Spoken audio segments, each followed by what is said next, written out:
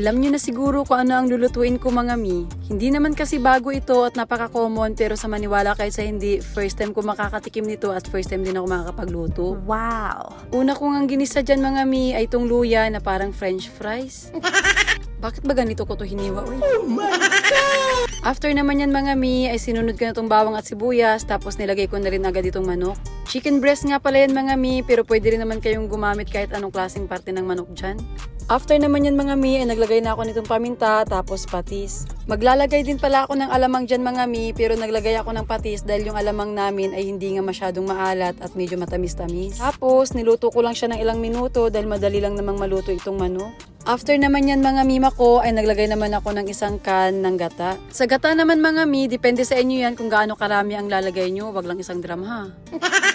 Tapos, pinakulo ko nga lang yan mga mima ko hanggang sa tuluyang maluto itong chicken breast. Nung kumulo na nga mga mi, ay nilagay ko naman itong kalabasa. Alam nyo na siguro yung lulutuin ko mga mi. Oh yes, ginataang kalabasa ang gagawin ko ngayon mga mi. Wow! Sana all.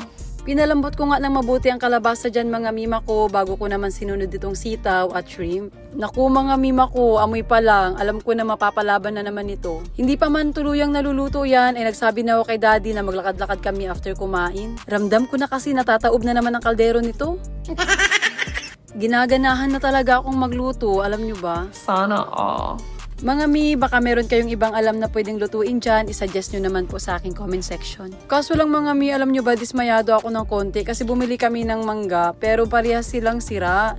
Kaya hindi na namin nakain. Tignan nyo mga mima ko, oh, sayang. But anyway, finally naluto na siya mga mima ko. Tignan nyo naman, napaka-creamy niya talaga at sobrang sarap. First time din pala ni daddy makakatikim nito at grabe mga mi, sobrang sarap talaga. No joke mga mima ko, itry nyo din promise. Hindi pa man kami natatapos kumain dyan mga mima ko ay sinasabi niya na sa akin nakakain daw siya ulit mamaya. Uy, Diyos ko. Ginagawa mo!